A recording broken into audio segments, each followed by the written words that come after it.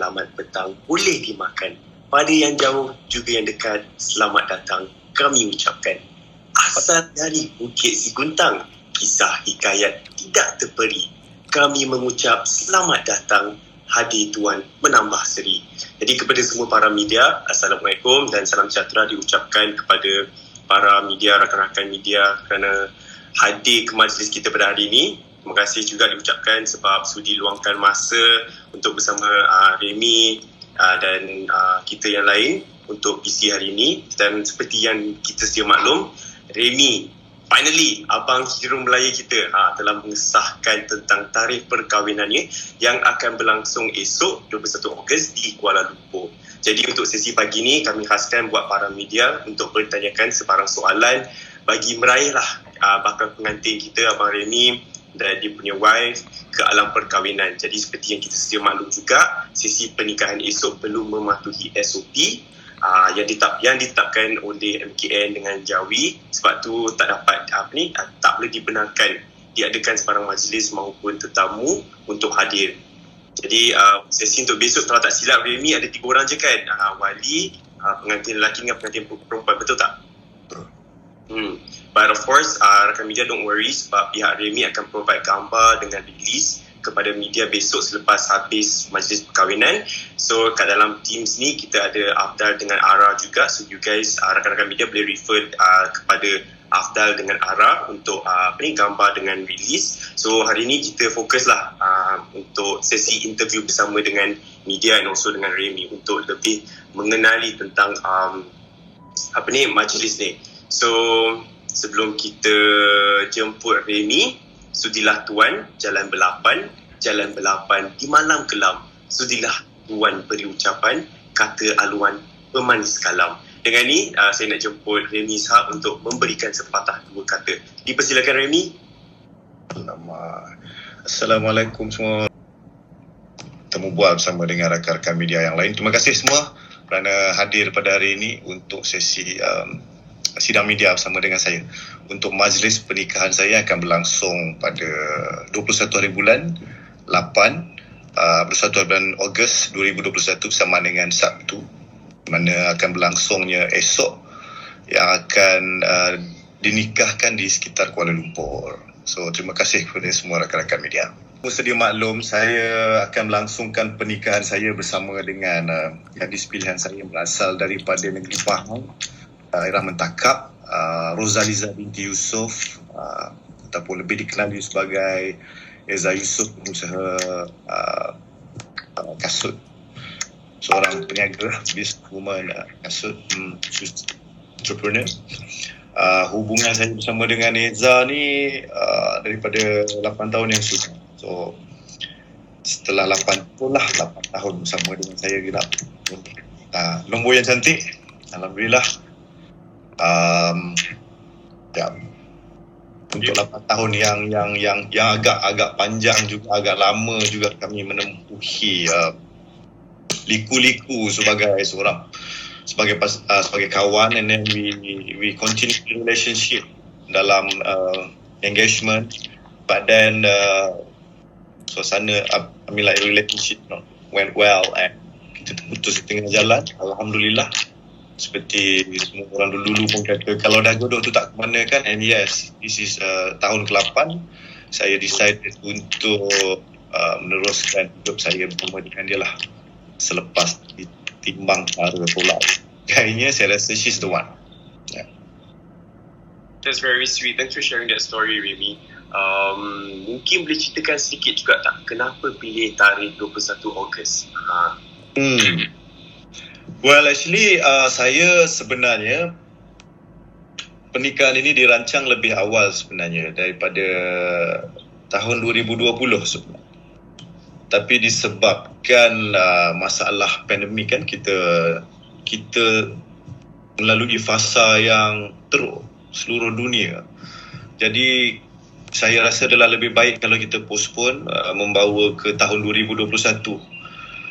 Pada awalnya saya bercadang untuk melangsungkan pernikahan pada 11 April 2021, which is on my birthday. Then kes pandemik, kes COVID-19 semakin meningkat Daniel, dan saya tak boleh nak proceed because saya kena respect semua benda. Family, masyarakat di luar, dan juga diri saya dan pasangan juga. So kita decide untuk melangsungkan pernikahan pada bulan Syawal lah.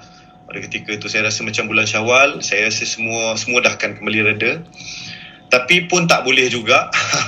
Kita dah target 10 Syawal. 10 Syawal tu, and bulan-bulan Syawal tu is like macam kita nak, kami nak meraihkan kemenangan lah after a long journey together. So I think by menjalankan pernikahan itu pada bulan Syawal, dalam masa yang sama sebenarnya kita meraihkan kemenangan. So that is the best month for us. But then Allah tak izinkan juga. Then saya dengan pihak perempuan berbincang, sebabkan pandemik, PKP berterusan dan sebagainya, kita rasa sebulat suara lah saya dan pasangan merasakan okey, kita pilih satu tarikh selepas fasa, selepas PKP ni dimansuhkan. Tapi pun tak boleh juga, masih berterusan. And pihak perempuan pun dah bertanya, sebab saya faham macam orang perempuan dia makin lama makin berumur, dan bukannya dia push saya ke apa, tapi saya pun memikirkan tanggungjawab saya sebagai seorang lelaki pada dia, menjaga dia. Saya decide macam kita langsungkan pernikahan bila masjid dah buka. Sebab sebelum ni tak boleh menikah di pejabat, tak boleh menikah di masjid, so memang tutup terus. Badan diorang kata kalau nak nikah di pejabat boleh. Tapi memandangkan ramai sangat yang nak bernikah di pejabat pada ketika itu, saya rasa tak apalah, kita hold sampai masjid buka. Tapi berita sedihnya sampai ke sudah tak ada berita yang mengatakan masjid boleh dibuka kan. So saya proceed juga, and kita pilih tarikh 21 hari bulan 8 ni untuk bernikah di pejabat. That's it. Tapi Alhamdulillah, saya dapat panggilan daripada Jabatan Agama Islam Wilayah Persekutuan dan juga Jabatan Kebajikan Agama Islam juga bagi tahu okey dah boleh nikah di masjid. Alhamdulillah. So that's why lah 21 hari bulan 8. Selepas banyak sangat. Soalan saya untuk Remy, bila tadi ini kata selepas 8 tahun melalui fasa yang panjang kan perjalanan hubungan antara Remy dengan bakal isteri. So and then Remy ada kata okay, akhirnya she's the one. So mungkin boleh kongsikan tak pada kita apa yang mungkin sepanjang 8 tahun itu yang membolehkan hati Remy tetap dengan bakal isteri ni, dan akhirnya mengatakan okay, she's the one. Okay. Dan soalan kedua, saya minta maaf dulu kalau soalan ni mungkin sedikit personal kan. So sepanjang pernah tahu Remy pernah putus tunang dengan Iza juga kan. So dalam tempoh putus tunang tu adakah masih berhubung, ataupun mungkin ketika itu cuba mengenali membuka hati pada orang lain tapi tidak dapat untuk berbuat sedemikian sebab hati masih pada mungkin Iza pada Remy dan Remy masih pada Iza. So mungkin boleh kongsikan pada kita. Itu saja. Terima kasih. Sweet. Segan lah nak cerita pasal perjalanan ni. Anyway, thank you Sudi. Thank you for the question. Thank you. Soalan yang pertama tadi mana Sudi tadi? Okay. So betul lah 8 tahun saya punya journey dengan Eza. So saya selalu cakap pada diri saya selalu bercakap pada diri saya yang saya perlukan seseorang yang memahami saya, yang mengenali saya bukannya sebagai Remy Ishak saja tapi sebagai Muhammad Zalimi bin Ishak. Agak bahaya sebenarnya menjadi seorang public figure ni bila saya hanya memilih pasangan yang mengenali sebagai Remy Ishak.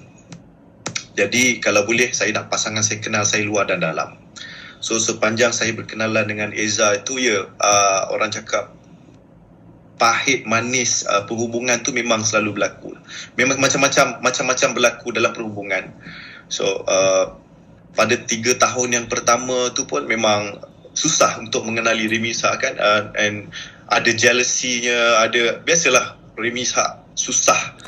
But then jatuh bangun saya bila saya bersama dengan dia selalu di situ.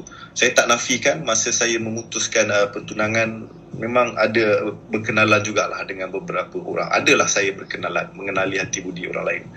But then bukannya saya tak boleh melupakan Eza, tapi ya, kita dalam proses perkenalan tu kita mengenal hati dan budi seseorang kan. So banyak jenis yang tidak dapat diteruskan, dan saya decide kita selalu berhubung sama dengan Eza. Saya dengan Eza selalu berhubung, and she's always there, and I think she's the one lah.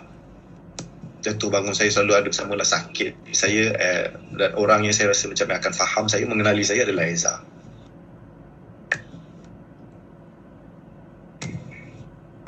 Let's move on to next rakan media yang ingin bertanyakan soalan. Assalamualaikum. Waalaikumsalam. Dari Cosmo. Oh, Okay. Haikal daripada Kos. Haikal. Alright, okay. Alright, Remy, this is like, this soalan simple lah kan. Tapi memang tadi Remy cakap bila nak cerita pasal kriteria ataupun keistimewaan bakal isteri, macam tak nak bercerita sangat. Tapi mungkin Remy boleh cerita sikit lah, apa kriteria ataupun keistimewaan lah bakal isteri yang mungkin boleh dikongsikan, yang kita tak tahulah kan. Mungkin dia understanding ke, benda-benda macam tu. Itu saja.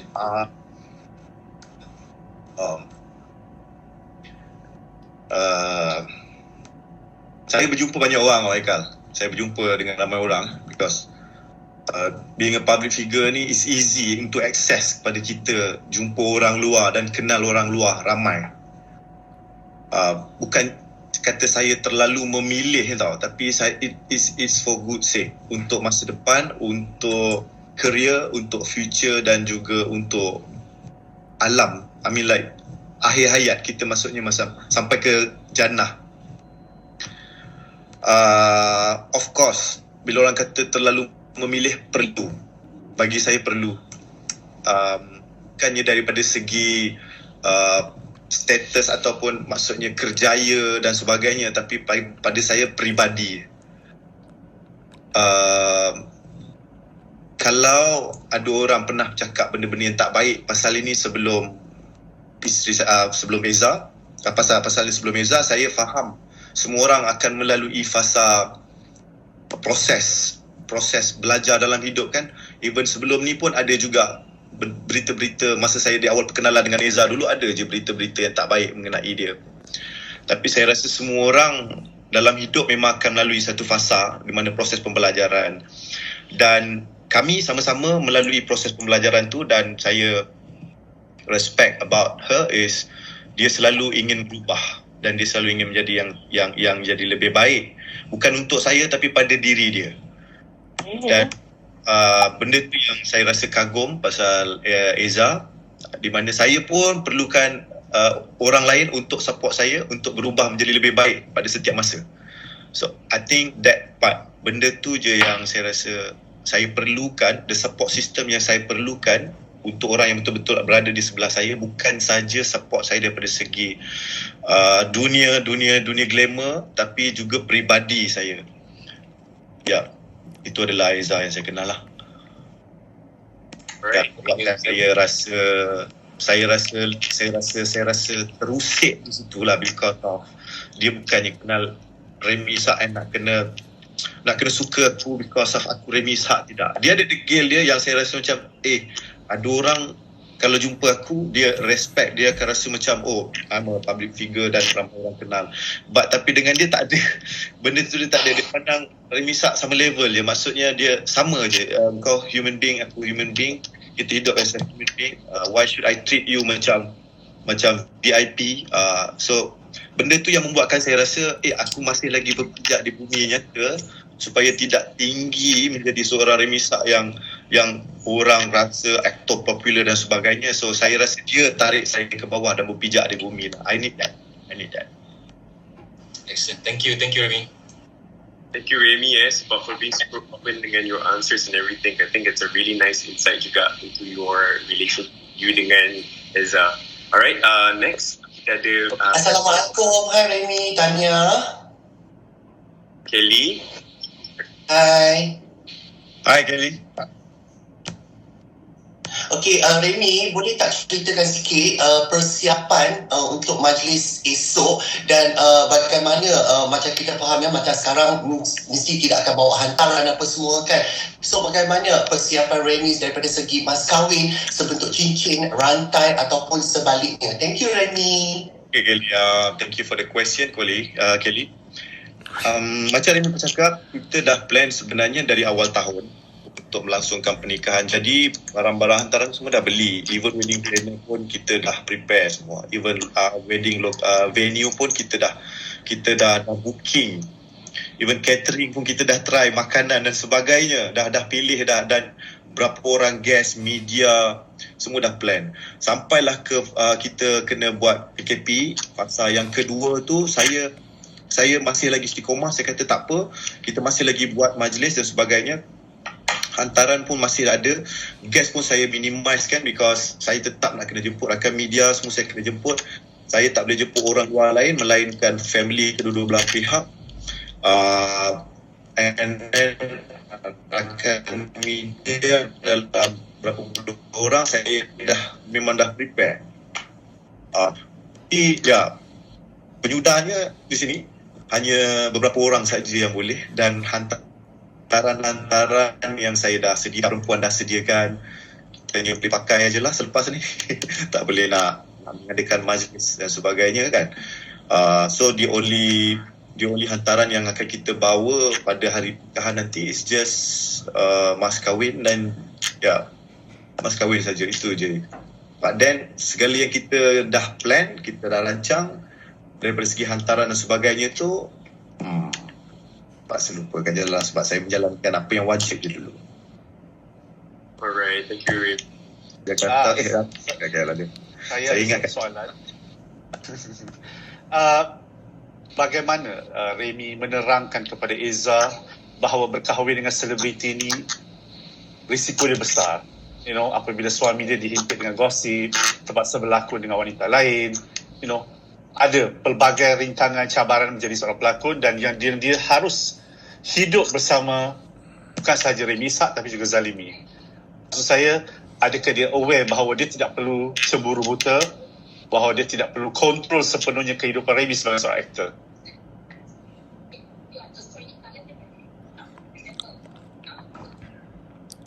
Terima kasih untuk soalan Cik Din.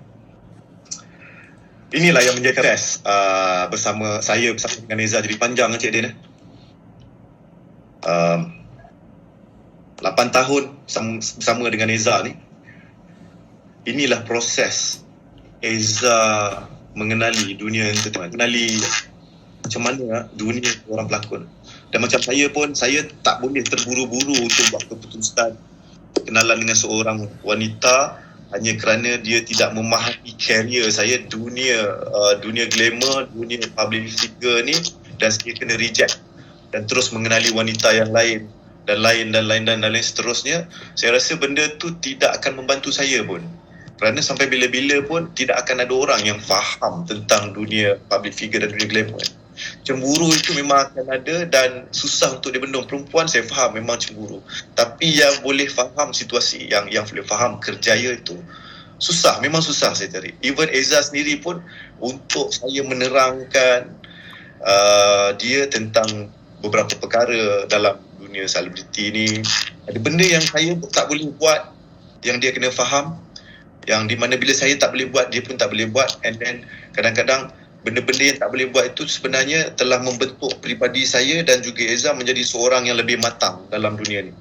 And itu yang sebenarnya menjadikan proses ni jadi lama, tahu Cik Din. Bukan senang sebenarnya, lama. Saya sebenarnya kalau boleh nak sebuah satu perhubungan itu dia berlangsung hingga ke ayat-ayat. Saya takut sebab saya sendiri pun lahir daripada ibu dan ayah yang dah separate kan. So perceraian adalah satu trauma pada saya. Jadi saya kalau boleh tidak mahu benda yang sama berlaku pada diri saya, dan saya nak meneliti sebaik mungkin. Dalam perhubungan itu kena ada kepercayaan, kesetiaan dan sebagainya. Dan benda tu menjadi semakin susah apabila saya menjadi seorang public figure. Even orang biasa pun susah untuk mengekalkan hubungan yang sedia ada. Macam mana saya yang public figure kan? Dan saya takut bila Eza dia tak faham saya, dia tak faham kerjaya saya, dia tak faham masyarakat yang akan bercakap benda yang tak mungkin ada. Dan untuk saya nak explain pada dia tu memang akan ambil masa.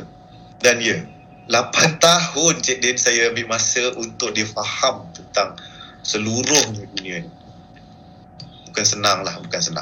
Dan Alhamdulillah saya rasa setahun, Alhamdulillah dia semakin terbuka dan dia semakin faham. Kadang-kadang bila saya sendiri yang tak happy about ada artikel atau gosip, dia pula yang menenangkan saya. Okey Remy, nak tanya selepas bergelar suami nanti, dari segi kejayaan lakonan Remy macam mana? Adakah macam biasa still akan aktif berlakon seperti biasa ataupun akan start slow down untuk berlakon selepas bergelar suami nanti? Sebab ramai sebenarnya yang bertanyakan pasal benda ni tau. Even ada juga rakan-rakan pelakon yang lain decided untuk quit selepas dah berkahwin, mendirikan rumah tangga, which is saya rasa agak pelik juga. Tapi itu yang menjadikan orang akan bertanya, adakah akan terus berlakon atau adakah akan berhenti kan? Because pattern ni dah di-create sendiri kan oleh orang-orang dalam industri sendiri. Lepas berlakon nak berhenti. Sebab pada saya lakonan adalah minat saya. Saya minat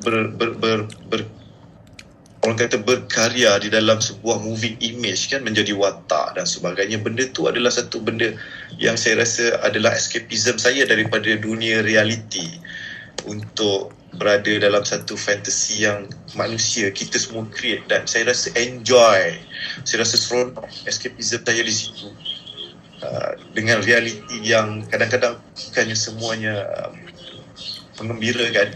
So saya rasa saya terus akan berada dekat dalam dunia lakonan, because benda tu memang minat saya daripada dulu.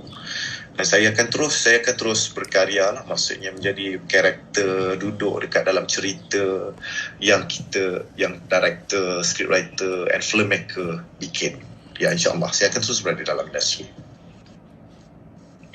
Tanya tadi Remy explain pasal macam mana 8 tahun tu Remy cuba untuk memberi pemahaman kepada bakal isteri mengenai kehidupan sebagai selebriti. So bagaimana pula Remy cuba memahami kehidupan bakal isteri sebagai seorang ahli perniagaan. Sebab kita tahu kan macam, of course ahli perniagaan pun akan bertemu orang sana sini dan dia kena dealing dengan maksud saya situasi dia pun berbeza juga. So macam mana dari segi itu pemahaman antara kedua-dua pihak lah. Okay, thank you Sudir.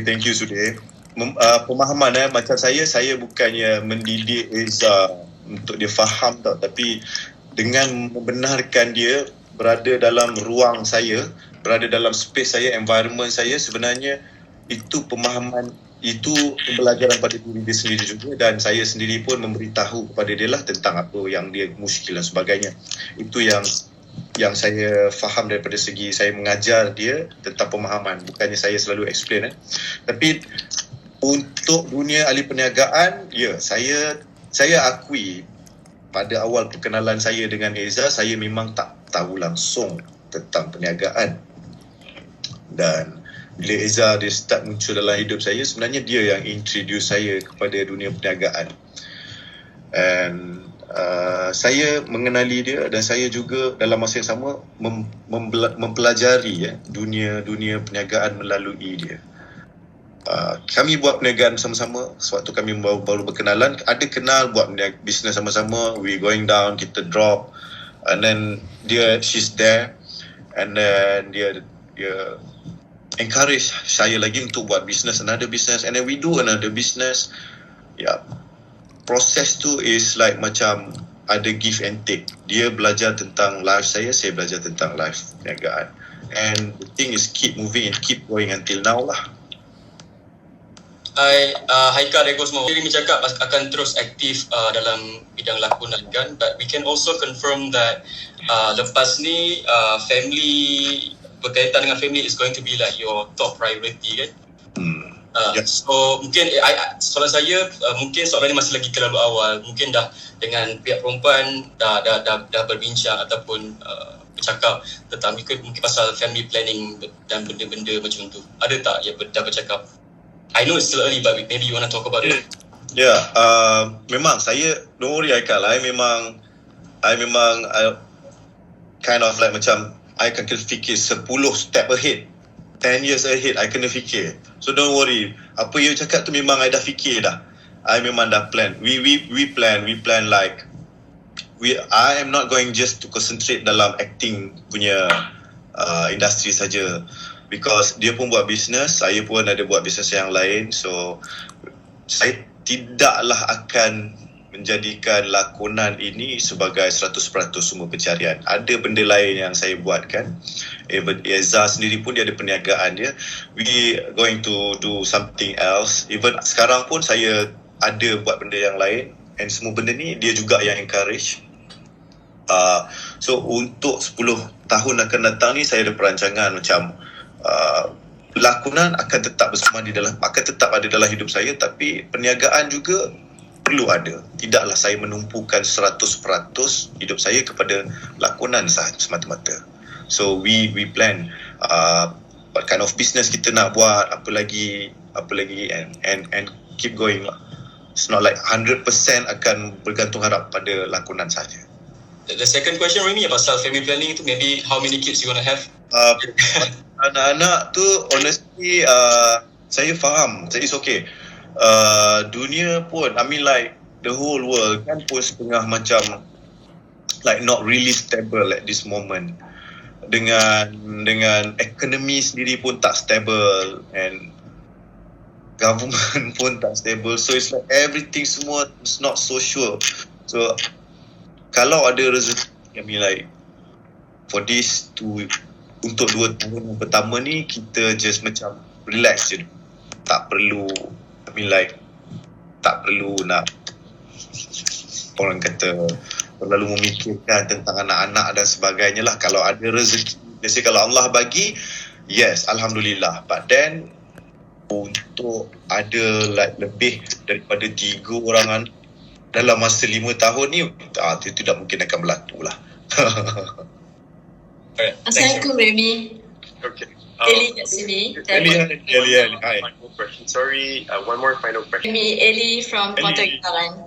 Kita dah join Portal Getaran dah sekarang ni. Sihat ke? Awak dekat mana sekarang? Saya dengan Portal Getaran. Alright. Dengan Petra Group. Okay. Anyway, Tania. Soalan saya, apa sebenarnya yang menjadi titik tolak untuk anda sekarang ini betul-betul teguh dan yakin untuk menerima Eza sebagai suri hati selepas kita tahu perjalanan hubungan you all on and off. So apa titik tolak dia? Titik tolak yang what you mean like apa yang kali ni buat terbuka hati untuk Remy sekarang ni yakin dia? Semua orang ada, semua benda yang kita buat pada saya in life, kita semua ada timeline kan, ada timeline. Semua kita akan letakkan time limit. So macam saya sebenarnya dah letakkan time limit dengan Eza ni dah lama dah. So that's it, masa perhubungan kita sebagai kawan tak jadi, and that's it, I rasa macam kita tak boleh lah kan. And then I get to know orang yang lain.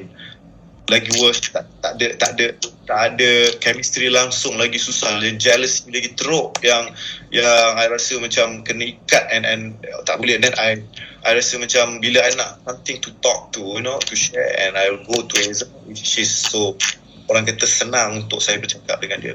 And then I rasa okay lah, kita move to next level, ada engagement, kita bertunang. Tapi masa tunang ada banyak benda yang tak okay dan sebagainya, putus. Dan bila saya kenal orang lain, saya cuba kenal orang lain pun susah juga. I mean like tak sampai setahun pun ada, kenal 2-3 bulan macam susah, tak boleh. So, selalu balik pada dia juga, and dia selalu ada di sini. Dan pada saya jatuh, saya ada zaman saya di mana saya pun jatuh juga dalam hidup saya. Saya rasa daripada segi mentally and emotionally saya jatuh, drop. She's there. And after a while, selepas dah berlaku dan sebagainya, saya rasa macam lamanya aku kawan dengan dia. Lama, the relationships like push. Dia dah macam dah 6 tahun. And sebenarnya tak ada orang lain yang boleh bertahan lama untuk 6 tahun untuk mendengar masalahku. Kalau ada apa-apa, anything problem, she's there. And kenapa nak tunggu lama lagi? So like, macam bila time PKP ni, I rasa macam semua benda terbuka tau. Macam dulu masa shooting, pelakon, time kita, speed kita, movement kita sangat fast, and kita tak realise pun sebenarnya masa berlalu begitu panjang. But then bila PKP jugalah, Alhamdulillah, sebenarnya bila berlakunya COVID ni, saya tengok daripada sudut baik, positifnya adalah saya jadi lebih terbuka mata dan melihat dah lama dah Eza ni, and dia pun daripada segi peribadi dia semakin berubah, pemahaman dia, karakter dia dah semakin matang, dan saya sendiri pun dah semakin berumur. Saya semakin dah keluar uban, dah titik tolak dia adalah bila nampak uban dalam lubang hidung. Macam dah berumur sikit lah kan. Ini dah berumur sangat ni, kalau uban dekat kepala ke tak apa, kalau uban dalam lubang hidung ni dah lain macam lah kan.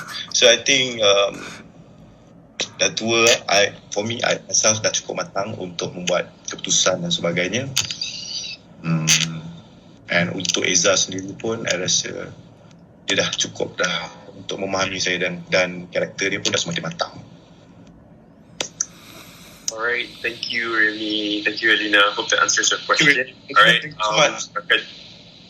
Tak ada apa yang saya harapkan, cuma ialah doa-doa yang baik, kata-kata yang baik daripada peminat, daripada orang-orang yang bersama dengan saya, maksudnya orang dalam industri hiburan,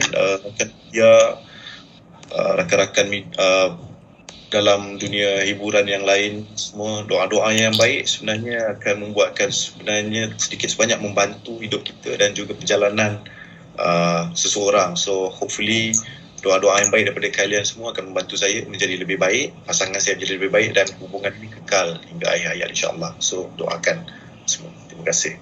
Amin.